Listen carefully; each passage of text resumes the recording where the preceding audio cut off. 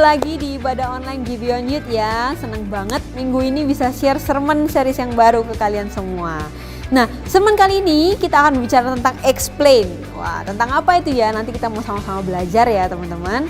Tapi sebelum itu, jangan lupa untuk kalian mungkin bisa terus sama-sama kita ber-CG bersama dengan CG kalian. Karena di sana kita bisa sama-sama bertumbuh bersama dan juga kita bisa share firman Tuhan. Dan juga kita mungkin bisa saling memberkati, saling mendoakan, amin. Nah, juga jangan lupa untuk membaca daily devotional yang sudah diberikan oleh CG leader kamu. Nah, biar ini juga sama-sama bisa saling membangun pertumbuhan iman kita, amin. Nah, mungkin kalau misalnya kalian ada yang miss khotbah-khotbah minggu lalu, bisa juga search di channel YouTube daripada Gibeon Church Surabaya. Nah, sebelum kita memulai khotbah ini, mari sama-sama kita berdoa ya teman-teman. Tuhan, terima kasih Tuhan kalau memang hari ini kami bisa sama-sama mendengarkan firman-Mu Tuhan walaupun melalui online Tuhan dan juga di rumah. Kami yakin dan percaya Roh Kudus-Mu ada di dalam setiap hati kami Tuhan, dan biarlah firman hari ini bisa sama-sama merema dalam hati kami. Terima kasih Tuhan, kami siap untuk mendengarkan firman-Mu. Kami berdoa hanya di dalam nama Tuhan Yesus. Haleluya. Amin. Nah, sermon kita kali ini adalah mengenai explain. Nah, judulnya adalah The Point of the Bible is to Know God Better. Menarik ya teman-teman. Pernah gak sih kalian berpikir mungkin kayak gimana sih cara kerjanya internet, atau mungkin gimana sih cara orang-orang buat internet, atau mungkin kalian pernah berpikir gak gimana sih sistem daripada komputer itu, kan maksudnya itu ribet banget. Itu buat aku sih itu hal-hal yang kayak aduh itu ribet banget. Mungkin dari beberapa dari kamu senang kalau misalnya dijelaskan hal-hal yang ribet itu, atau mungkin kalian senang untuk menjelaskan hal-hal yang ribet. Nah, kalau aku sih gak suka hal-hal yang ribet kayak gitu ya. Tapi terus apa hubungannya dengan Alkitab? Nah, tahu gak sih teman-teman, aku tuh lahir dari keluarga Kristen sih memang. Cuman aku gak terlalu paham tentang isi Alkitab. Dan mungkin dulu tuh aku berpikir kalau misalnya Alkitab tuh cuman dongeng. Nah, beberapa dari kalian mungkin ada yang ketawa atau mungkin kaget ya. Atau mungkin kalian pernah merasakan hal yang sama. Mungkin kalian juga pernah menganggap bahwa Alkitab itu adalah dongeng. Tapi kenyataannya memang ada hal-hal di Alkitab itu yang memang perlu kita untuk dijelaskan apa itu daripada isi Alkitab itu. Nah, makanya kita terus-terus menekankan CG itu penting teman-teman. Kenapa? Karena di sana kita bisa sama-sama belajar firman Tuhan, dan kita bisa share kebenaran daripada firman Tuhan itu sendiri. Amin. Nah, mungkin kebanyakan hal-hal yang mungkin kita pengen tahu atau mungkin kita pengen untuk kita dijelaskan adalah hal-hal yang menarik buat kita ya kan.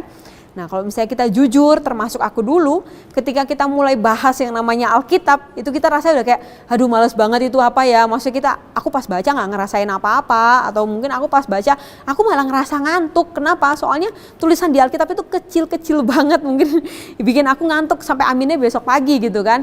Nah, atau ada beberapa orang juga yang mungkin merasa bahwa pada saat mereka membaca Alkitab, mereka merasa bahwa itu mengubah hidup mereka. Tapi kenapa kok pas aku baca ya nggak ada perubahan apa-apa. Aku tetap aja gelisah, aku tetap aja insecure, aku tetap aja suka berantem sama orang tuaku atau sama adekku, dan aku tetap aja mungkin nggak dapet pacar idaman gitu kan, seperti yang aku mau kayak gitu kan. Nah, ini buat kita mikirkan, sebenarnya gimana sih yang dimaksud daripada perubahan hidup? Mengubah hidup yang kayak gimana sih emangnya yang seharusnya terjadi kayak gitu kan. Atau mungkin Alkitab itu sebagai sarana buat meyakinkan orang, nuduh orang kalau misalnya dia tuh salah. Mungkin kan kita kan juga tahu ya, maksudnya kalau orang salah, dia tuh tahu kalau misalnya dia salah. Gak perlulah dia namanya disalah-salahin, dia pasti sudah tahu kalau dia salah, bener gak? Nah, beberapa orang ngelihat Alkitab itu cuma sebagai dongeng kayak yang aku tadi. Ada juga mereka mungkin merasa bahwa Alkitab itu cuma buat nyala-nyalain orang. Atau mungkin ada juga yang berpikir bahwa Alkitab itu memang benar, nyata adanya kayak gitu. Tapi pernah gak sih kita berpikir bahwa apa sih sebenarnya tujuan Alkitab itu dibuat? Dan apa sih hal yang baik untuk kita? Kayak gitu kan. Mungkin ada beberapa dari kita yang bertanya-tanya. Seperti kita tahu juga Alkitab itu terbagi dari dua teman-teman. Ada yang perjanjian baru dan juga ada perjanjian lama. Perjanjian lama itu adalah berbicara tentang sebelum adanya Yesus. Dan perjanjian baru itu adalah waktu masa ketika sudah ada Yesus. Itu tahu nggak teman-teman? Waktu kita berbicara mengenai hukum Taurat itu, maka ini adalah perjanjian lama. Dan perjanjian baru yang adalah keduanya adalah firman Kristus. Perjanjian lama itu sendiri itu adalah perjanjian baru yang belum diungkapkan, dan perjanjian baru itu adalah perjanjian lama yang sudah disingkapkan. Nah, ini artinya kita harus membaca perjanjian lama itu dengan wawasan perjanjian baru, dan juga kita harus membaca perjanjian baru itu dengan wawasan perjanjian lama. Kayak gitu. Nah, Charles Spurgeon itu dia berkata, hukum Taurat sebenarnya mendorong kita kepada Kristus untuk menerima Kristus. Apa yang hukum Taurat tidak dapat lakukan, maka Yesus sudah selesaikan. Hukum Taurat itu menuntut kebenaran, tetapi Kristus itu memberikan, dia bahkan menyediakan, dia bahkan mengimputasikan, dan juga dia menyuntikkan kebenaran itu kepada kita. Jadi, waktu kita berbicara tentang merenungkan Taurat, maka itu artinya kita tuh merenungkan firman, yang artinya itu adalah Injil itu sendiri, teman-teman. Amin. Kita mau sama-sama belajar di sini dari saksi hidupnya Yesus. Kalian bisa tebak nggak ini siapa? Ini adalah salah satu murid kesayangannya Yesus yang paling dekat dengan Yesus. Tepat sekali, dia adalah penulis perjanjian baru, kitab Yohanes. Bukan Yohanes Pembaptis, tapi ya teman-teman, ini Yohanes murid Kristus. Nah, ketika Yohanes sudah tua, dia tuh akhirnya memutuskan untuk dia tuh menulis semua kejadian yang dia ingat bersama dengan Yesus, yang pastinya dari hikmat Roh Kudus. Yohanes itu dia bukan mulai menceritakan apa yang terjadi pada Yesus, tapi dia menjelaskan mengapa hal itu terjadi. Nah, itu sambil kita sama-sama bisa bayangkan ya, pada satu Yohanes itu pada saat dia nulis kitab ini dia tuh sudah tua. Dia tuh mengingat kembali momen-momen dia indah dia bersama dengan Yesus. Masa-masa dia melihat Yesus melakukan mujizat, masa-masa indah dia bersama-sama dengan Yesus sampai dengan akhirnya Yesus disalibkan. Akhirnya dia menuliskan kitab Yohanes. Kita mau sama-sama baca kitab Yohanes di Yohanes 1 ayat 1. Sama-sama baca ya, Yohanes 1 ayat 1. Pada mulanya adalah firman. Firman itu bersama-sama dengan Allah dan firman itu adalah Allah. Maksudnya apa sih di sini? Kenapa sih kok firman itu adalah Allah? Maksudnya gimana? Kok kayak teka-teki? Kok membingungkan kayak gini? Mungkin ada beberapa kalian yang berpikir kayak gitu. Tenang teman-teman, Yohanes ini dari keturunan Yahudi dan dia itu sama seperti Yesus. Yesus juga keturunan Yahudi.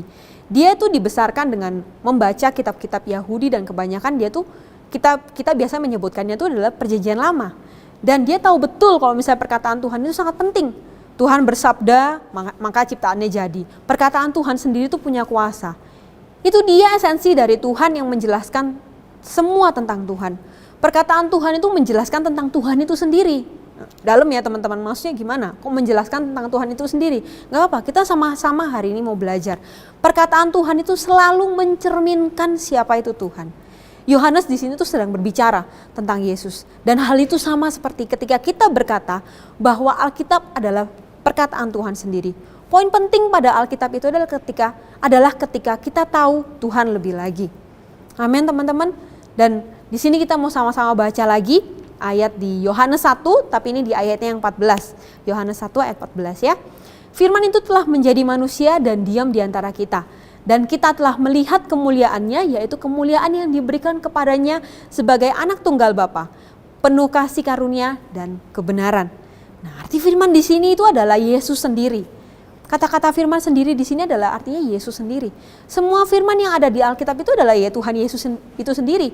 Yesus itulah ultimate-nya. Dia itulah pesan yang paling jelas, yang paling nyata dan bukti kasih Tuhan kepada kita, umat manusia yang berdosa.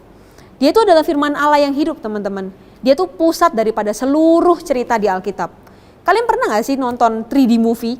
Kalian kalau misalnya nonton 3D movie itu kan kalian pakai kacamatanya. Ketika kalian pakai kacamatanya kan semua terlihat hidup, semua terlihat bagus, terlihat nyata gitu kan. Sampai kadang ada efek-efeknya, kecepatan air dan lain sebagainya. Tapi coba kalian copot. Apa ini maksudnya? Kok buram semua, bayang semua, nggak jelas. Aku pernah ngelakuin hal itu dan akhirnya pusing kayak gitu. Akhirnya ya tak pasang lagi baru, wah iya bagus ya ternyata. Alkitab itu juga seperti itu teman-teman. Semua isinya, semua puisinya, semua kitab-kitabnya, hukum Allahnya, nubuatannya, semua itu memperjelas kita tentang siapa itu Tuhan itu sendiri. Nah, tapi Yesus itu ibaratnya seperti kita tuh pakai kacamata 3D waktu kita nonton 3D movie. Tiba-tiba semua tuh jadi jauh lebih jelas dan semua tuh jadi jauh lebih indah. Nah, mungkin kalau misalnya kalian ada yang pertama kali baca Alkitab, dari sekian lama kalian mungkin gak pernah baca, atau mungkin kalian benar-benar pertama kali baca Alkitab lagi, mulailah dengan baca-baca kitab dari Injil. Yaitu apa? Matius, Markus, Lukas, Yohanes. Karena para apologet itu ketika mereka tuh mau melakukan pembelaan iman Kristen, mereka tuh memulainya dengan kitab Injil. Dan perkataan Yesus itu sendiri yang ada di Alkitab yang ada di Injil itu, Matius, Markus, Lukas, Yohanes. Nah, walaupun kadang kita tuh merasa bahwa Alkitab itu mungkin membingungkan, mungkin ada beberapa cerita-cerita di Alkitab yang mungkin kita nggak paham atau apa sih maksudnya.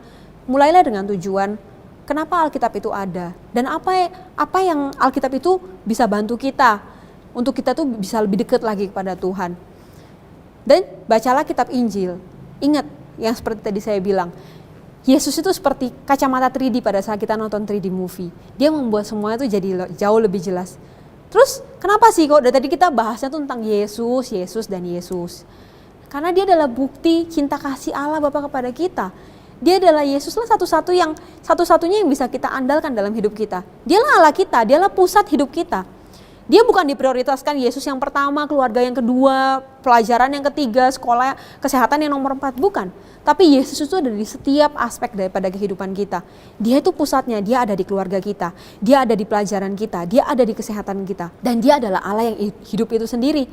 Ada yang menulis, sejumlah orang telah membaca Alkitab Allah, tapi mereka gagal untuk melihat kemuliaannya karena mereka nggak tahu bahwa sebenarnya Alkitab itu sendiri adalah berbicara tentang kisah Yesus yang sejati. Nah, ironis ya, mereka membaca Alkitab tapi mereka nggak tahu kalau misalnya itu adalah kisahnya tentang Yesus. Kayak gitu. Terkadang kita lupa kalau misalnya ketika kita baca itu adalah tentang Yesus. Kadang kita cuma mikir, apa sih yang bisa kita dapat kalau misalnya kita baca Alkitab? Apa sih untungnya kalau misalnya aku baca Alkitab? Ada mujizat apa ketika aku baca Alkitab? Gak ada perubahan tuh, tetap aja aku kayak gini-gini aja. Mungkin orang tua aku tetap berantem kok, ekonomi keluarga aku tetap gak membaik, dan lain sebagainya. Kita mau sama-sama baca ayat penutup kita ya teman-teman. Di Yohanes 1 ayat 14. Firman itu telah menjadi manusia dan diam di antara kita. Dan kita telah melihat kemuliaannya, yaitu kemuliaan yang diberikan kepadanya sebagai anak tunggal Bapa, penuh kasih karunia dan kebenaran. Ingat ya teman-teman, Yesuslah itu firman itu sendiri. Dan dia sudah menjadi manusia. Dan ketika Yesus menjadi pusat daripada seluruh hidup kita gak akan fokus lagi sama masalahnya. Mungkin masalah kita akan tetap ada, tapi kita akan lebih berfokus pada Tuhan. Hati kita yang akan berubah. Kita akan bisa melihat, kita akan lebih bisa bersyukur. Kita melihat bahwa kehidupan akan lebih berterima kasih atas kehidupan yang Tuhan sudah berikan kepada kita. Amin. Nah, mungkin kalau misalnya kamu masih bingung nih tentang isi Alkitab, boleh kalau misalnya kamu bahas lebih dalam lagi di CG, atau mungkin kamu mau tanya personal ke CG leadermu, maksudnya apa sih ayat ini, maksudnya gimana sih? Aku yakin mereka pasti akan menjawab dengan senang hati. Dan minggu ini coba deh kita sama-sama baca Alkitab kita mulai dari Injil Yohanes. Yang Yohanes tulis, yang tadi Nabi Yohanes sudah tulis. Kalau misalnya mungkin kamu bingung, kalau misalnya bingung kamu gak ngerti, jangan sungkan untuk tanya ke CG leadermu. Amin. Firmannya udah selesai sampai di sini. Biarlah mungkin sama-sama firman ini bisa membuat kita tuh menyadarkan kita bahwa siapa itu Tuhan, apa itu pribadi Tuhan, dan biarlah kita bisa mengetahui bahwa siapa itu poros dari kehidupan kita. Ketika Tuhan Yesus itu sendiri yang menjadi poros daripada kehidupan kita tidak akan melihat masalah itu sangat besar teman-teman. Amin. Mari sama-sama kita berdoa ya teman-teman. Tuhan, terima kasih Tuhan kalau hari ini Kau menyadarkan kami bahwa Engkau adalah pusat daripada kehidupan kami. Yesus itu sendiri yang menjadi poros daripada kehidupan kami Tuhan. Biarlah di tengah-tengah masalah kami, di tengah-tengah apapun yang kami alami Tuhan, kami yakin bahwa kami punya Engkau, dan kami yakin bahwa Engkau adalah pusat dalam kehidupan kami yang bisa menolong kami melalui apapun itu juga Tuhan. Terima kasih Tuhan kalau misalnya kami masih bisa mendengarkan firman-Mu walaupun melalui online. Juga sertai kami dimanapun kami berada. Kami berdoa hanya di dalam nama Tuhan Yesus. Haleluya. Amin. Oke, bagi teman-teman semua yang mungkin mau didoakan, jangan lupa kamu bisa akses QR code yang ada di layar kamu, dan juga mungkin bisa akses link yang ada di sana. Dan jangan lupa untuk terus tetap ber-CG dan juga selalu baca daily devotional yang sudah diberikan oleh CG leadermu. Happy Sunday and God bless you.